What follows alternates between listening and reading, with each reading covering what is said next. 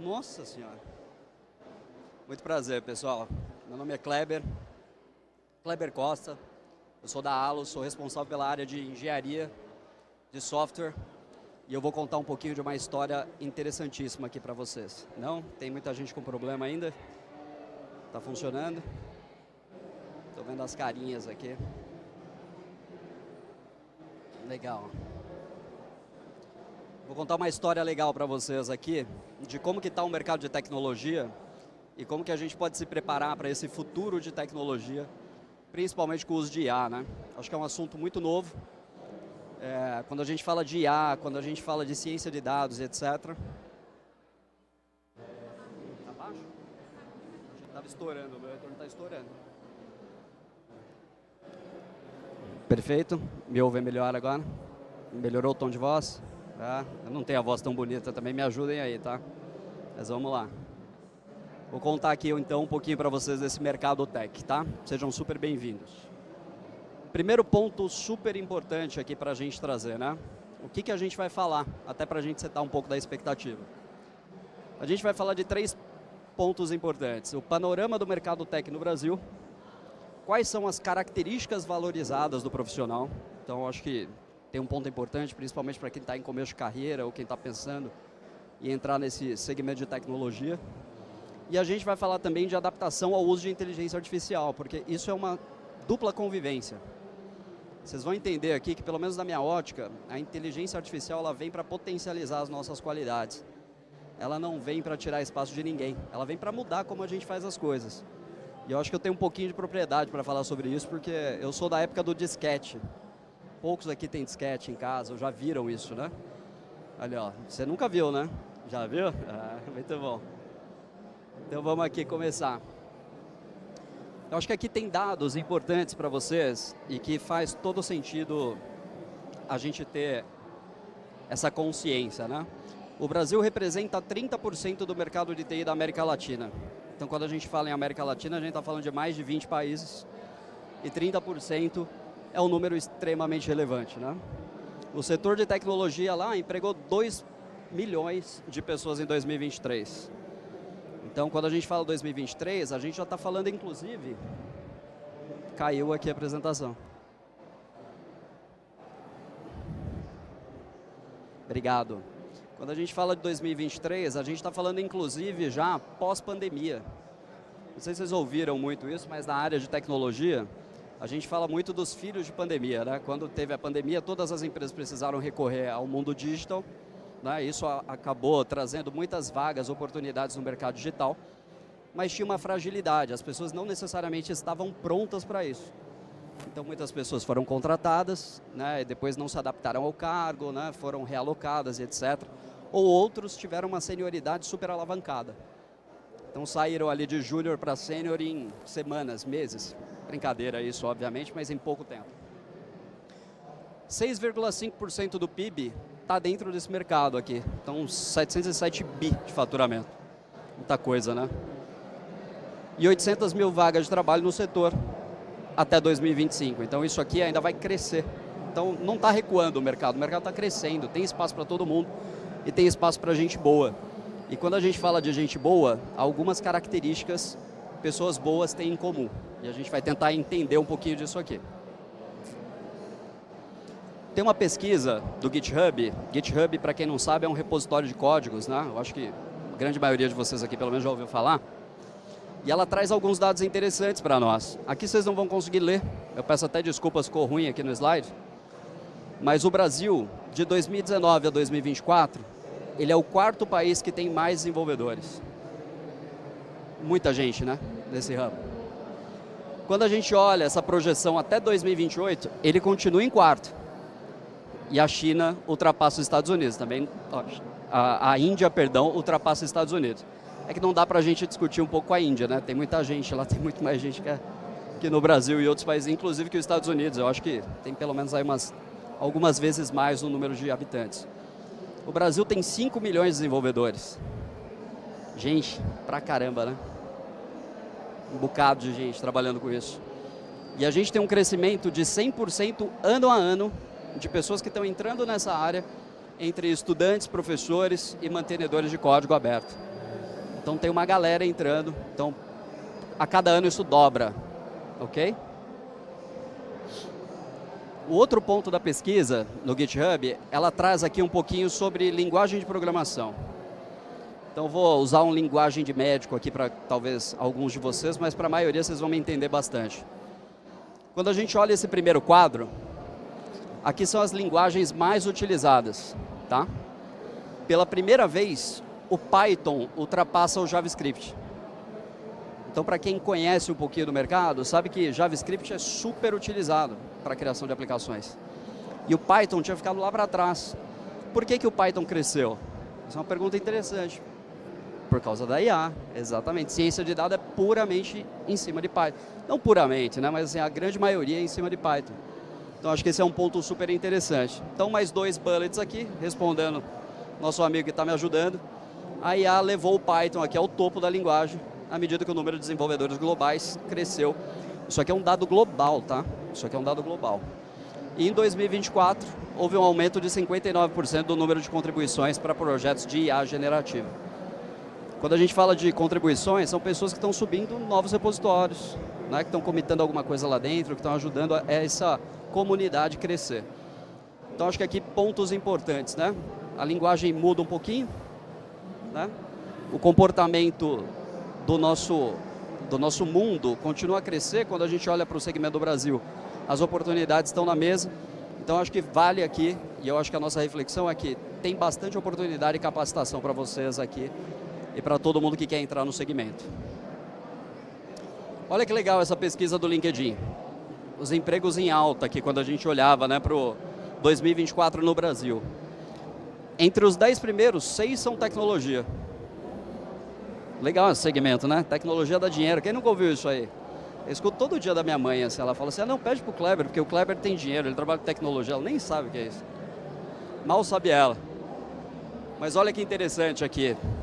A gente fala ali, ó, de analista de privacidade, cyber, engenheiro de cyber, e aí tem 2 posições que elas se complementam. Elas são totalmente distintas, mas elas complementam.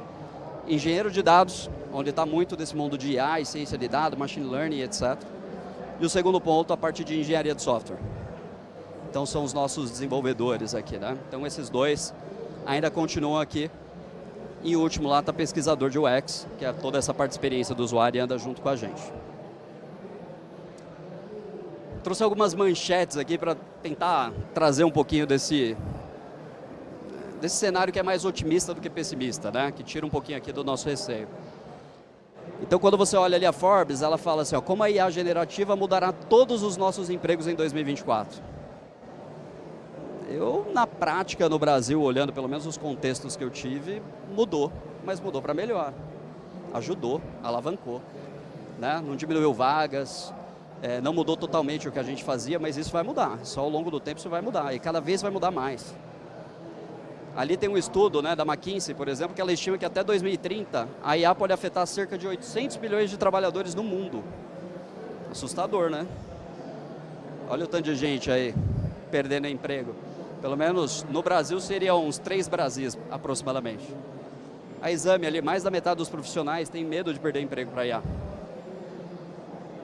O ponto aqui, turma, é assim, é a gente desmistificar um pouquinho disso. É a gente aprender a lidar com ela, né? Lá atrás, na época dos meus pais, por exemplo, não existia computador. E quando o computador chegou? Pô, vai tomar emprego de todo mundo. Tomou sim, obviamente, tomou funções de uma galera. Mas as pessoas que se adaptaram, que conseguiram se capacitar, elas tinham oportunidade, tinham emprego e tinham um mercado enorme para trabalhar. O mais interessante aqui é o do INSPER, Instituto, né? A falta de mão de obra qualificada continua sendo um problema e ela vai ser para o resto da vida. Quem é gestor sabe do que eu estou falando aqui. A Lídia está por aqui, né, Lídia? Então a gente sabe que mão de obra qualificada, a gente sempre precisa de pessoas boas. Deixa eu trazer aqui um outro ponto interessante para vocês também. Quais, na minha opinião, minha única e exclusiva opinião, olhando o mercado e toda a minha experiência, depois a gente vai entender um pouquinho do porquê que a minha experiência pode ajudar, entende que faz sentido para uma carreira em tecnologia, tá? Primeiro, desenvolvimento de soft skills. Para quem não sabe o que é soft skills, fazendo uma tradução simplista, porque não é só isso, mas são comportamentos. São coisas um pouquinho mais difíceis de você aprender rápido. Né? Você não consegue ler um livro e a partir daquele momento você se tornar líder. Né? Quando vem os coaches da vida e falam assim, cara, ó, você vai no meu treinamento, você sai de lá líder. É mentira. Você sai melhor do que você era, mas você não sai líder. Você sai um pouco melhor. 2, desenvolvimento de hard skills. O que são hard skills?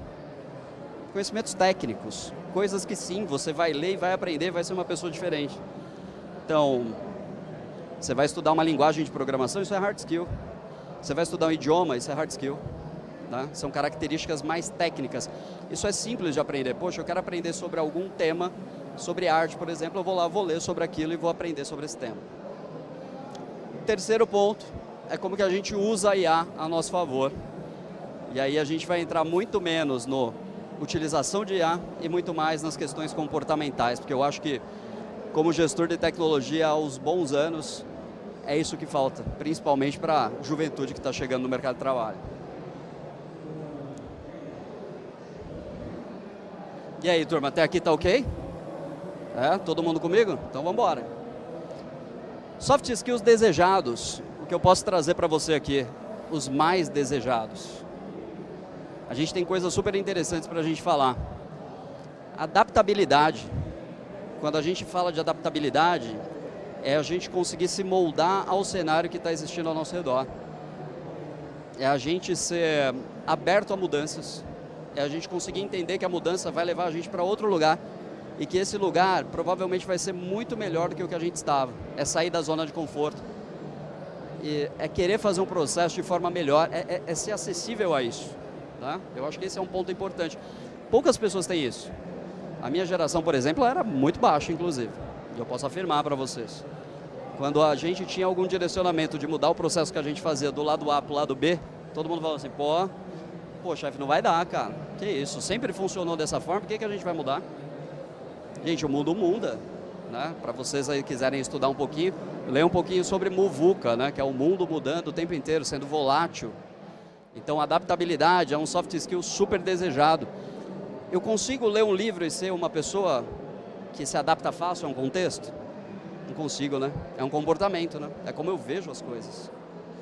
Segundo ponto importante, senso de dono. Muitas vezes, quem nunca participou aqui ouviu esse cenário, né? Eu tenho uma tarefa para fazer, algo muito importante, mas meu horário vai até às 17 horas. Deu 17, caiu a caneta. Pô, você tem senso de dono com a sua entrega? Você tem senso de dono com aquela realização que você está fazendo pela empresa ou com o seu trabalho? Lembre-se que o seu trabalho, eu acho que essa frase é interessante, né? Eu acho que é um momento importante de colocar. Você é uma marca. Vocês todos aqui são uma marca. Vocês têm uma marca. E a sua marca, ela precisa ter legitimidade, né? Ela precisa ter reputação. E tudo isso afeta isso. Então, acho que são temas importantes para vocês lembrarem que isso existe. E que a gente precisa estar trabalhando o tempo inteiro. Terceiro ponto, colaboração. Colaboração. Quem é colaborativo vive mais tempo, né? Teoricamente são pessoas que são mais leves, conseguem ser colaborativos com pessoas, mesmo pessoas que são difíceis de lidar. A gente não está falando que o mundo é simples, né? Que os nossos parceiros ou as pessoas, sei lá, do nosso colégio ou do nosso trabalho são pessoas fáceis de lidar. O que a gente está falando é que a gente precisa ter a iniciativa. Tem uma frase também que eu gosto bastante, que é: pense nessas discussões que você é sempre o lado mais inteligente. Isso traz um conforto momentâneo. Você fala assim, não, eu vou fazer isso porque eu sou o lado mais inteligente. Ele ainda não sabe o que é o certo. Então, poxa, faça isso. Seja colaborativo, ajude, né? Ajude as pessoas, ajude para o melhor caminho. E não é ajudar para ir para o buraco, não. Né? Muitas vezes a gente também dá um empurrãozinho. Não devam. Não façam isso. Colaboração é uma das competências mais importantes que tem no mundo corporativo, pessoal. Quando a gente fala de transformação digital, e eu posso falar bastante sobre isso para vocês, a grande diferença do modelo que a gente tem hoje de transformação digital, que é o que a gente vem transformando as empresas, para um modelo mais antigo, que era um modelo mais projetizado, é a extrema colaboração. Quando a gente fala de ágil, né? Aqui, quem conhece o ágil aqui? Levanta a mão para ver. Aí, ó. Bastante gente que já ouviu falar. Ágil é um método, né? E o ágil, ele prega mais interação entre pessoas do que processos, não é? Então, acho que tem bastante coisa interessante aqui. Comunicação. Quando a gente fala comunicação, não é a pessoa que fala pelos cotovelos, não. É aquela pessoa que comunica bem, de forma eficaz, que passa a mensagem. E a comunicação não é uma via única, ela é uma via de mão dupla. Eu sou responsável também pelo que eu entendo. E se eu não entendi corretamente, eu tenho por obrigação perguntar. Era isso que você esperava? Era aquilo que você esperava? Eu entendi dessa forma, faz sentido? E quando você se comunicar de forma inteira. Eu acho engraçado hoje, nos dias de hoje, não sei se vocês sofrem com isso, mas eu, por exemplo, né, a gente usa o Teams, né, muita gente usa outras ferramentas de comunicação por texto, e as pessoas mandam assim, oi, tudo bem? Aí você fala assim, aí você demorou meia hora para ler, aí você chega lá naquela mensagem, aí você responde, oi, tudo bem? Ela, ai, que bom. Passou o almoço, 2 horas da tarde, ela escreve, olha, eu precisava que você me enviasse o e-mail tal. Será tão melhor se falar assim, oi, tudo bem, bom dia, consegue me enviar o e-mail tal? Não é? É simples. Time, persuasão. Persuasão é o quanto eu consigo convencer as pessoas do que eu acho que é correto, ou do que é correto muitas vezes para a empresa. Isso é um soft skill importantíssimo de liderança, ninguém lidera sem persuasão. Aí vocês vão falar, não, claro que lidera, o cara é o chefe, não, o chefe então ele é chefe, ele não é líder. Aí a gente vai entrar aqui no embate um pouco do que é líder e o que é chefe. Quem lidera, lidera sem cargo. Né? Quando você vê, por exemplo, em comunidade, você não tem o líder da comunidade, um cara que faz tudo pela comunidade, por que aquele cara faz tudo pela comunidade e consegue liderar aquele grupo de pessoas? Porque ele tem um forte poder de persuasão. É um dos, tá? Não é só isso não, é um dos. Mas isso é um fator super importante também. No mundo corporativo, você tem que entender que você é um vendedor de ideias o tempo inteiro. Se você não vende ideias, se você não consegue persuadir as pessoas que a sua ideia é boa, nada do que você fizer vai para frente. E aí você se torna uma pessoa a qual o valor dela é menor. Porque você não está colocando ideia na mesa. Aí a gente vai voltar no ágil aqui para falar um pouquinho sobre interação entre pessoas. E aí, como que você está vendendo suas ideias? Você não está vendendo, as coisas não estão indo para frente. Então acho que é um ponto super importante também. Aqui um pouco de pensamento crítico analítico. Pensamento crítico analítico se pauta muito em a gente conseguir olhar para uma situação e entender esse enredo. E não colocar sentimento nisso. A gente muitas vezes bota sentimento, né? Pô, mas o Gui me mandou esse e-mail. Pô, o Gui também não gosta de mim. Por isso que ele mandou e-mail desse jeito. Pô, mas cara, eu tô sendo crítico, cara. Eu tô tendo meu pensamento crítico. Eu tô tentando olhar aquilo e ler aquilo nitidamente, sem nenhum tipo de emoção. E entendendo se o que ele pede me faz sentido ou não, porque eu posso responder que não. Mas eu preciso de uma análise crítica. Não posso usar sentimento, não tem sentimento. As relações comerciais as relações profissionais são comerciais. É tudo um B2B. Ponto importantíssimo e poucas pessoas têm, eu inclusive tenho zero, criatividade. Cara, quem tiver criatividade tem emprego garantido no mercado do futuro. A criatividade é um negócio, assim, fenomenal. Mas você só consegue ter criatividade se você tem propriedade. Então, se você não tem propriedade, só tem criatividade, você vai ser uma pessoa que fala para ninguém ouvir. Agora, se você tem propriedade e tem criatividade, você vai resolver os problemas mais difíceis da forma mais simples. Esse é o profissional do milênio. Essa é a pessoa que toda empresa quer. Inteligência emocional. Difícil, né? Tema difícil. Olhando nos dias de hoje que a gente está conversando, a gente até estava conversando paralelo, inteligência emocional é muito difícil.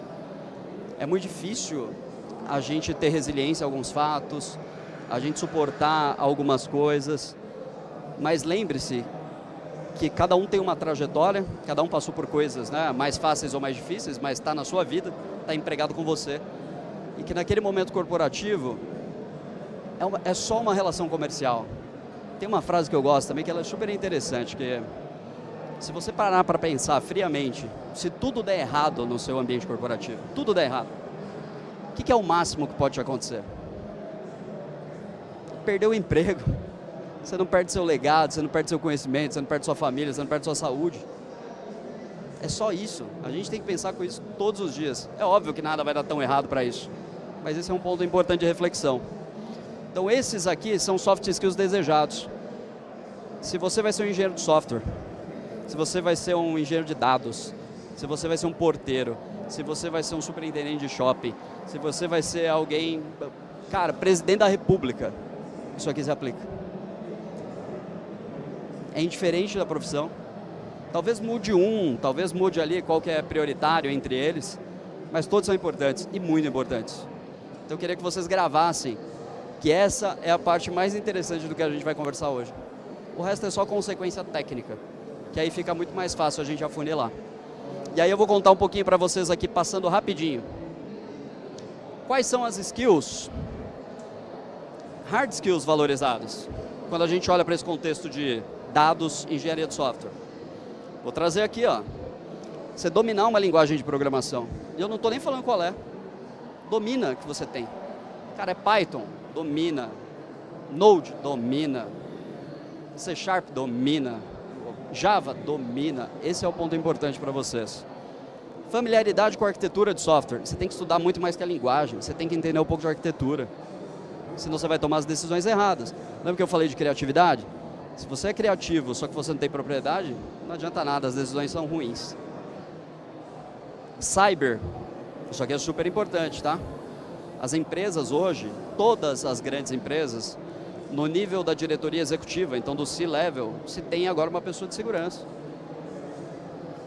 Segurança, pessoal, depois que você toma um ataque, você vira alvo, você nunca mais trabalha em paz.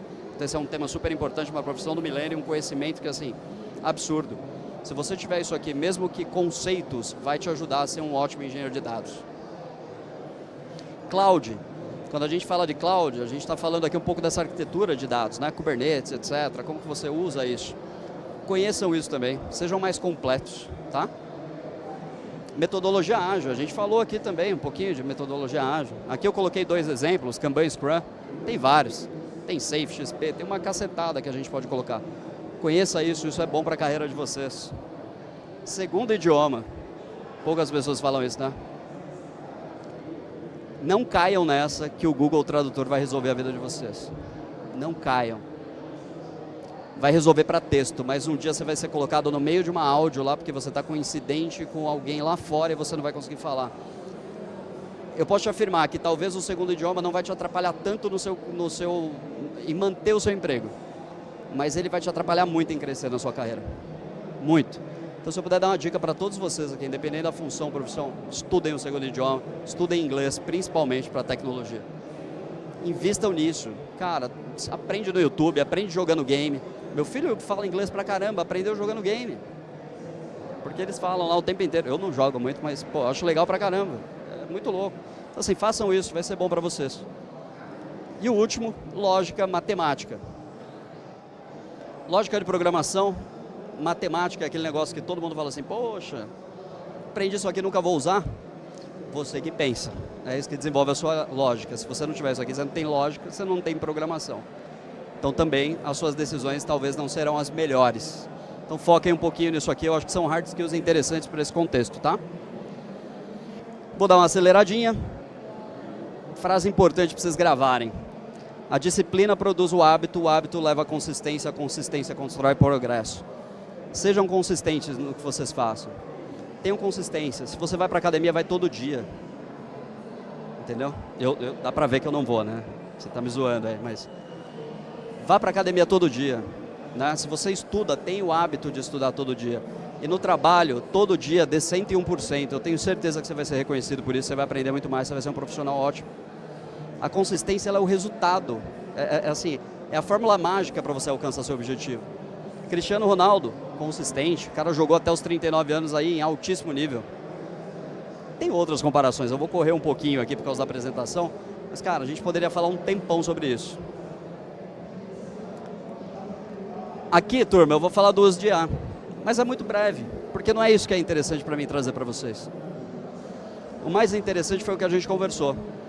Se a gente hoje quiser pensar num prompt, a IA consegue me ajudar. Cara, eu quero uma página em HTML. Ela me dá o código. Escrever aquilo lá é difícil, não é? E escrever isso aqui? Fácil. E aqui, quando a gente vai, então, para um prompt elaborado. Olha o tamanho desse prompt. Imagina o tamanho desse código, nem cabe na tela. Aquele código está em Python, inclusive. O ponto que eu estou trazendo aqui para vocês é: tenham soft skills apurados, conheçam hard skill e usem isso como ferramenta de trabalho. É isso que vai acelerar a vida de vocês. Mais importante do que você conhecer é você saber se comunicar, lembra disso? Se você não souber se comunicar nem com a IA, ela não te atende. Olha que loucura isso, né? A chave para a gente maximizar a eficácia e clareza na comunicação, para ter qualidade, é o quanto específico você for. É o quanto claro você é. Então, assim, é fundamental que você seja claro para fazer isso. E que você saiba. Não esqueça daquela frase: tenham propriedade. Não adianta eu pedir alguma coisa que eu não tenho propriedade. Vai falhar. Por que eu conto isso aqui para vocês? Porque aqui tem uma história por trás. Esse cara aqui sou eu. Ali está eu e meu filho, 17 anos, comecei cedo, verdade. Ali as mulheres da minha vida, Thalita e minha mãe. Faltou meu pai aqui e ali meus irmãos. A gente, como 99% da população brasileira, a gente vem de uma família extremamente humilde. Extremamente humilde. Meu pai trabalhou 30 anos de uma empresa. A gente morou de aluguel por muito tempo, minha mãe era do lar. E os 5 filhos começaram a trabalhar. Os mais velhos talvez tiveram um pouco mais de problema, é um fato. Os mais novos teve uma vida um pouco mais leve, mas mesmo assim, a minha vida inteira eu estudei em escola pública. Eu nunca tive dinheiro para estudar inglês, por exemplo, ou fazer nada. O meu primeiro grande emprego, eu tive vários. Eu era frentista de um posto de gasolina, dos 18 aos 20 anos. Eu ficava no posto de gasolina em frente ao Bradesco, na Matriz, ali em Osasco, para quem Osasco, cidade maravilhosa, né? São Paulo. E eu via as pessoas passando no Bradesco, até que um dia um amigo meu me deu uma oportunidade de falar: Kleber, faz uma faculdade aqui, vamos ver se eu consigo lá para você. Consegui, entrei para dentro da área de tecnologia. Eu nunca escolhi estar aqui. Eu nunca escolhi estar em tecnologia. Tecnologia me escolheu. Só que talvez eu era a pessoa mais adequada para ter aqueles primeiros comportamentos. Então, quando eu falo para vocês que eu estou falando que soft skill é importante, mudou minha vida. Lá no comecinho, antes do Bradesco, tinha lá a ExxonMobil, que na época era Esso no Brasil, nem tem mais. Eu trabalhei lá 2 anos lá. Depois de lá passei pelo Bradesco, fui para a Telefônica Empresas, passei pela Tivit em consultoria, na Leroy, meu primeiro cargo de gestão em 2011. Depois fui para Vivo, voltei, então bom filho a casa torna, né? Eu voltei 2 vezes. Voltei ali primeira vez para Vivo e Telefônica Empresas, que é a mesma empresa, e depois voltei ali para a Tivit. Passei pela Globo. Eu nunca pensava em trabalhar na Globo, né? Até porque a Globo era um negócio meio global, né? A primeira vez que eu fui na casa da minha mãe, lá no interior de Minas, o pessoal foi todo mundo me visitar lá, pegar na minha mão. Quem que é o Kleber, que trabalha na Globo? Eu acho que eles pensaram que eu era artista, alguma coisa assim. Mal sabiam que eu era, simplesmente um cara da TI, né? Não é assim? Fiquei quase 5 anos na Localiza, a gente fez muita coisa legal. A Localiza é um baita de um case de transformação digital. Hoje a Localiza tem 1.600 pessoas dentro da área de tecnologia. E hoje eu aceitei o desafio de estar na Allos, fazendo um trabalho extremamente bacana, uma empresa magnífica, com um core de tecnologia absurdo, construindo produto digital o tempo inteiro. Daqui a pouco em Goiânia vocês vão ter o nosso app aqui dentro do shopping, e aí vocês vão ver o que é legal, o que é tecnologia. A gente está construindo isso com muito carinho. Eu vou trazer aqui alguns dados interessantes de como que a Allos, como que nós estamos participando desse ecossistema e como que a gente está evoluindo. A Allos, para quem não conhece, ela é uma fusão de 2 empresas, basicamente, tá? A BR Malls e a Aliança Sonai. Juntas se tornaram a Allos, tá? A Allos, ela é a maior empresa do segmento de shopping center, a gente pode falar assim, tá? A gente existe para conectar pessoas. A gente está aqui para fazer com que a nossa visita ao shopping se torne muito mais legal. Só que não dá para a gente fazer isso sem ter experiências figitais. O que é experiência figital? É estranho isso, né? É um pouco da Disney, né? É aquele modelo físico e digital ao mesmo tempo. É isso que a gente precisa. O mundo está evoluindo para isso. Se a gente não pensar nisso, a gente fica para trás. Aqui, turma, a gente traz um pouquinho também de visão sobre o tamanho disso. 58 shoppings, 15 mil lojas, mais de 54 milhões de visitas únicas. A gente está falando de 16 milhões de visitas únicas, 54 milhões por mês e 16 milhões por dia. Por dia não, por semana, perdão. Me enganei aqui. Quando a gente olha nesse aspecto, deixa eu puxar aqui, que agora começa a ficar legal, de inovação, a nossa área de tecnologia hoje tem mais de 250 colaboradores. 70 está só no meu time. É um time enorme. Então a gente tem lá hoje 11 squads, 4 tribos, pensando na cadeia de valor e de como que a gente traz essa experiência mais digital. Como que a gente digitaliza essa experiência, como que a gente deixa isso mais legal, como que a gente consegue trazer uma série de ferramentas na mão do nosso cliente. Aqui falando um pouco sobre a Alus Tech, que é o segmento que a gente está. Ela tem lá todas essas áreas, então nós temos lá a área de solução corporativa, cyber, governança, arquitetura, dados e infra. E quando a gente olha para produtos digitais, que é onde a gente está, a gente tem as áreas de UX, UI, a gestão de produto, a engenharia de software, que é a minha área, a parte de growth, que é como que a gente cresce esse segmento, e principalmente a área de dados, que eu acho que é o core de todas as empresas do futuro, né? Sem dados não tem nada. Então, esse aqui é um pouco do modelo da Alus Tech, tá? A gente está pensando muito em inovação e novos negócios, então a gente tem conexão com startups, parcerias estratégicas, investimentos nela, tem uma cultura de inovação muito forte, então a gente está pensando o tempo inteiro em inovar. Tem branding e essa parte de eventos também. Eu estava até conversando com a Ava, falei assim, cara, dados dá para fazer coisas absurdas, né? Dados dá para a gente trazer previsibilidade de quando que a escada rolante deveria ser invertida, para a gente mudar o fluxo de pessoas. Daria para a gente fazer a precificação do aluguel, por exemplo, de forma sazonal, para que o cara saiba quando ele vai pagar em cada momento do mês. Cara, dá para fazer um mundo de coisas, dá para você entender tudo quanto é tipo de comportamento. Esse é um pouquinho do que eu queria trazer para vocês. Peço desculpas se eu corri muito aqui no final, o papo mais legal foi no começo. Mas, poxa, fiquem super à vontade aqui para se conectarem comigo. Espero de verdade que vocês tenham gostado aqui um pouquinho do nosso papo. Tentei trazer o máximo aqui de um pouco mais de gestão, um pouco menos de tecnologia, que eu acho que isso daí vocês mastigaram aqui em várias outras palestras. Combinado? Obrigado, turma. Ó, quem topa tirar uma foto comigo aí? Aqui, ó, fiquem aí então, hein? Vamos lá. Aí, levanta todo mundo aí, dá um oi. Muito bom, obrigado, viu? Obrigado mesmo.